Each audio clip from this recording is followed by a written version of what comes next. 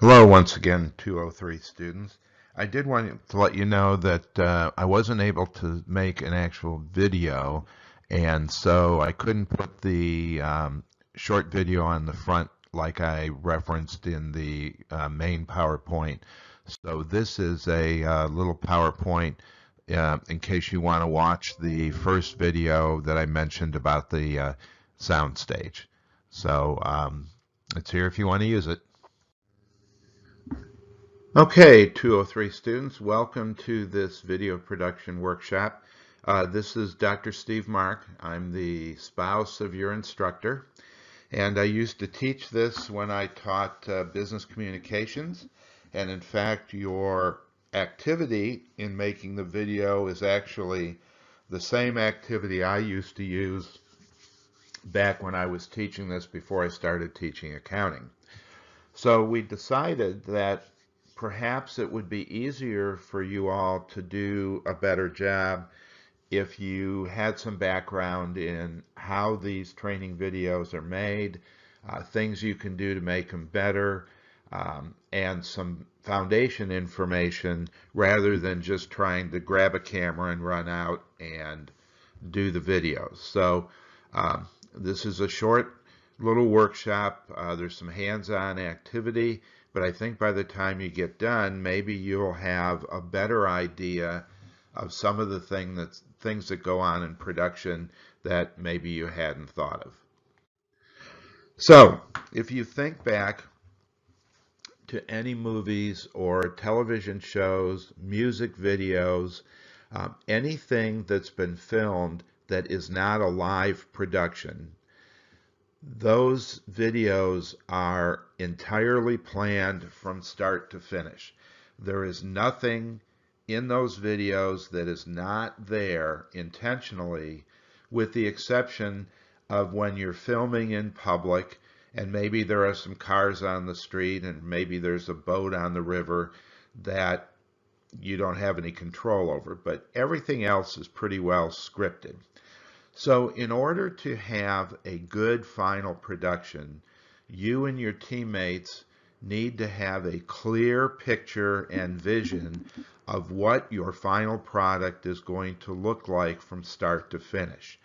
So after you talk with each other and you decide we're going to do a car maintenance training video, you should be able to picture what the viewer is going to see before you ever start doing anything else. Once you have that vision, you will create a storyboard, and every video that you have seen, maybe not so much some of the stuff on YouTube that's kind of thrown together on the fly, but every commercial video you've seen has a storyboard.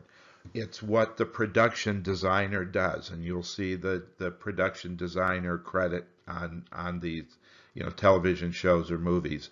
And it's their job to take the script and design a storyboard, which is going to be all of the filming information to film that production.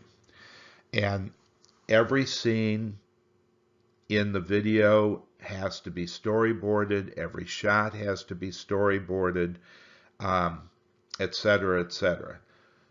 It's not until the storyboard is done, or at least part of it is done, before the film crew grabs their gear and runs out somewhere and creates the video. And the same thing with you. Once all those video pieces are created, somebody called an editor takes the pieces and splices them together and creates the basic video. Then after that's done is a step called post-production. And this is where things like sound effects are added, music might be added, there might be a voiceover. If you're shooting in a quiet environment like inside, you probably don't need to do a lot of audio work. But let's say, for example, you're filming Lord of the Rings and all the hobbits are running through the New Zealand mountains. it's very difficult to get an even sound doing that. And so in movies and television shows like that, all of the dialogue and the audio is added after the movie was filmed in post-production. The actors actually come into the studio and record their dialogue. Once that is done, some more editing is done to make sure the video is smooth. Then you might tweak and fix some things. And after that, you need to get somebody to review your video. And this optimally will be somebody who knows nothing about the project, nothing about what it's supposed to look like. You're going to sit them down to watch your video, and then they're going to give you critique, you know, what worked well, what didn't work so well, what you might want to fix. And I always warn everybody, if you're going to ask your significant other to do this, you need to give them immunity. Don't ask somebody like that to give you an honest critique, and when they do that, you get all hurt and wounded. You have to thicken up your skin. Otherwise, get somebody else that can do that for you.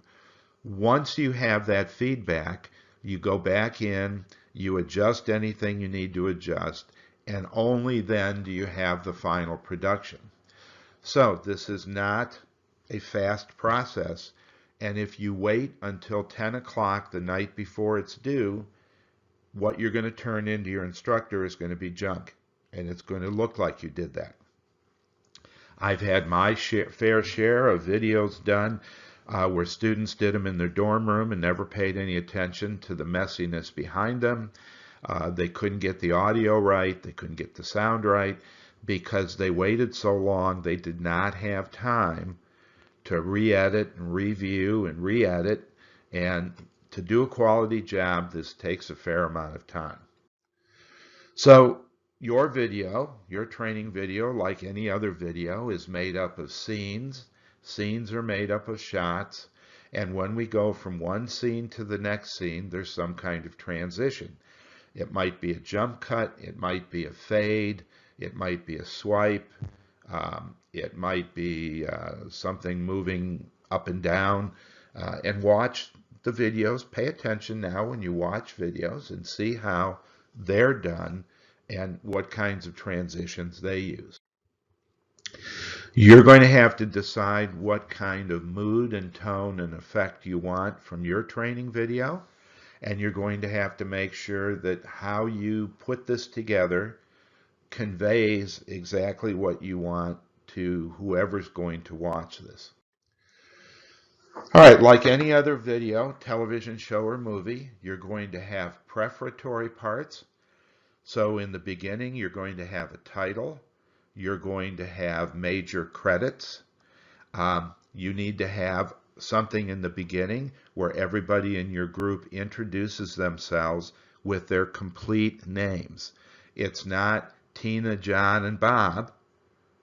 It's Tina Jones, John Smith, Bob Davis, okay?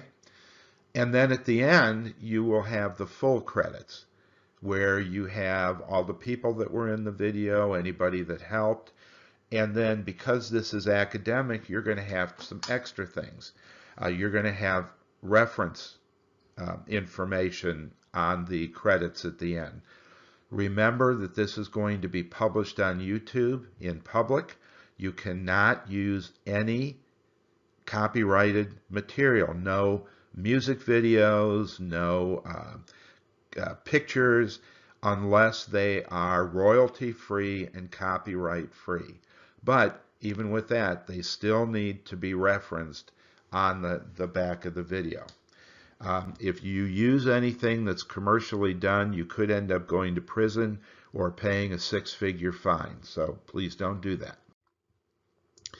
All right, so you begin to see that this is an activity, like a lot of activities in life, that requires a fair amount of time.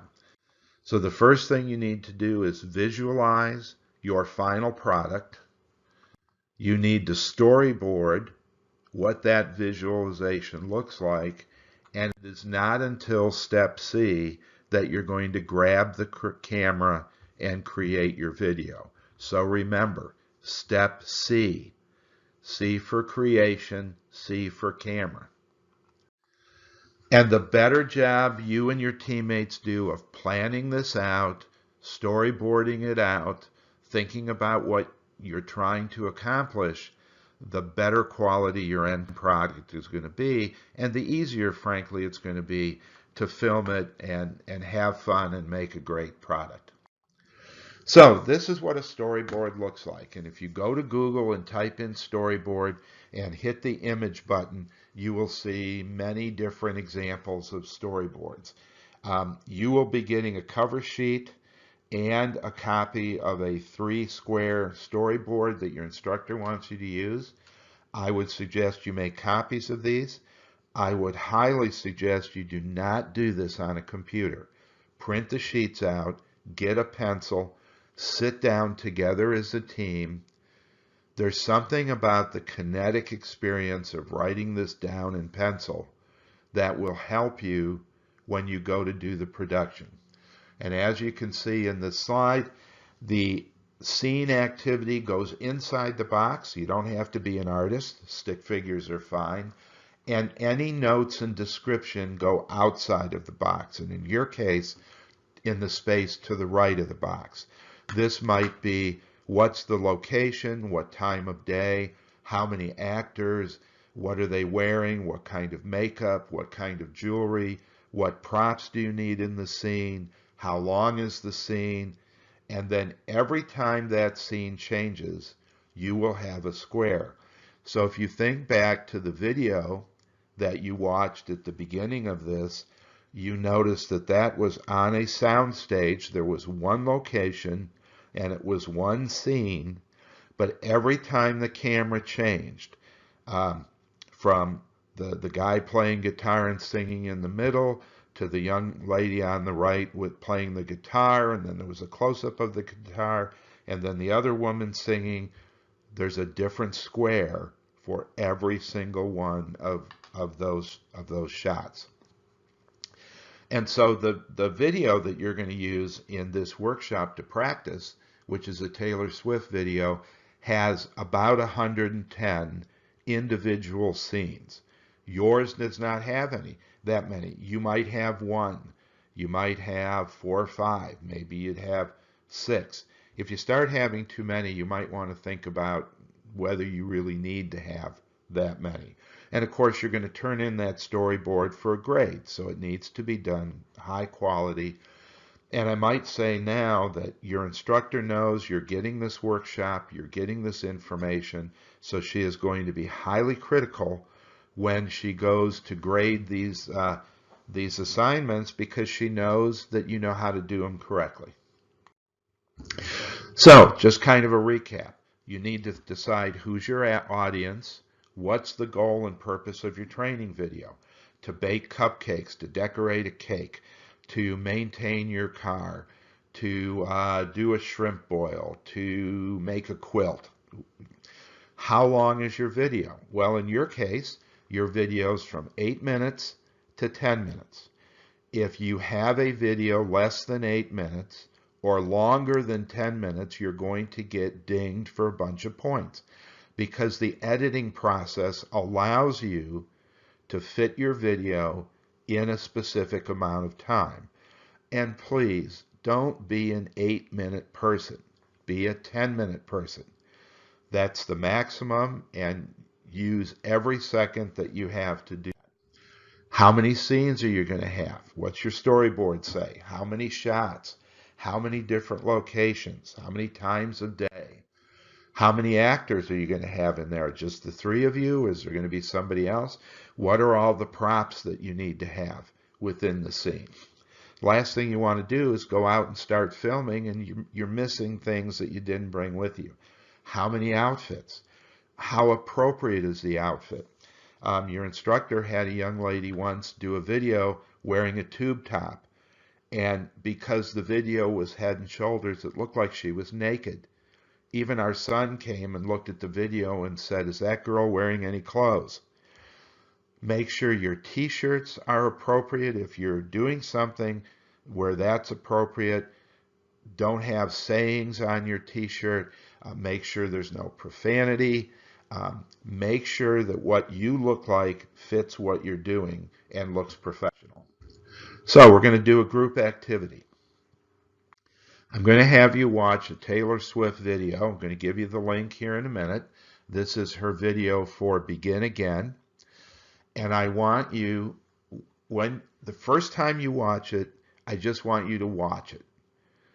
But you kind of want to sort of look at how is that video put together. But don't count anything, okay? Just watch the video and look at the mechanics, okay? So when you click on this image, you will have a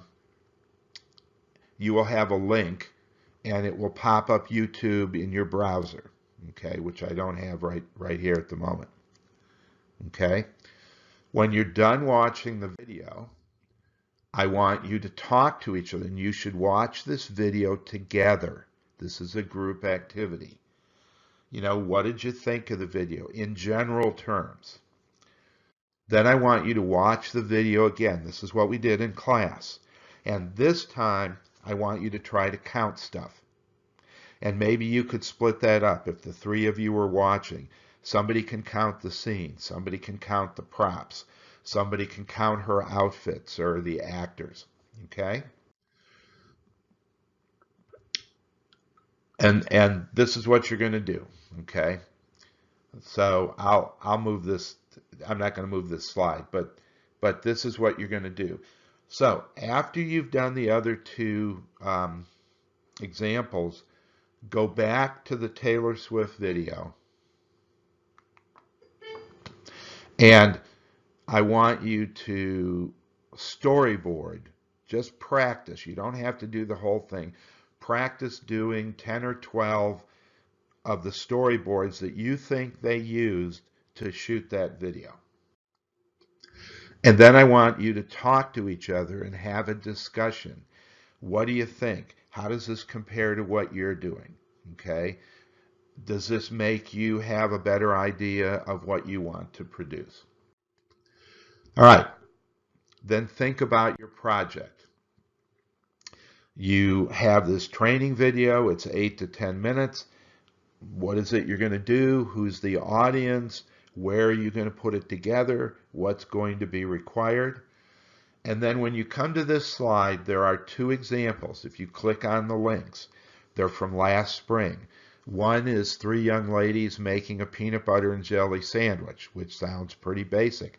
I once had somebody do a video on how to use a public restroom, which I thought was a goofy topic until I watched the video, and it was really very well done.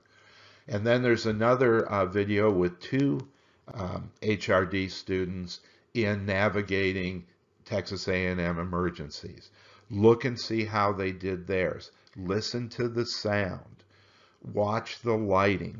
And when you watch these, you want to watch the mechanics. When you look at the peanut butter and jelly sandwich, notice the counter behind the women, how clean and neat it is. Look at the rest of the kitchen.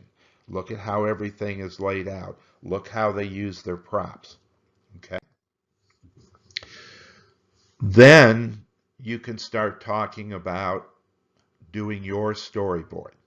Okay? And again, this is a group activity. Don't give the first 10 to one person and the next 10 to the next person, because it's going to look bad when you put it together.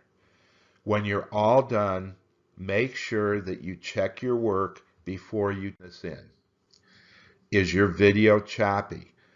The background sound level should be even, unless you have something for emphasis. If you're playing a music track when somebody's listening or talking, can you hear the talking, or is the music too loud? Are the actors loud enough? You don't want to change scenes and have the volume drop. So if you go outside, this is where you have to decide, do you re-record the audio? Is everybody dressed appropriate? Is the background in all of your scenes appropriate? Is there anything there you didn't notice? some slogan or some sign or something that you didn't pay attention to, the lighting, the time. And then you need to look at the video as a whole, like you did with the Taylor Swift video, and decide, is this the way I want my video? Okay? And this is a process that takes several iterations until you get it exactly correct, and then you'll have a spectacular activity. All right? So, plan, plan, plan. Do a really good storyboard, and once you do that, doing the rest of this project, it should be fun, and it should be enjoyable, and it should allow you to be creative. Okay? And if you have any questions, go ask your instructor, because she's the one that can give you help. She can even preview your video if you want her to watch it and give you a critique. But don't do it at the last minute and turn it in and then wonder why you got a bad grade when you turned in a bad video. Okay? Because everybody listening to this should be able to get 100% and a Grand Slam home run in this project. Okay? Good luck.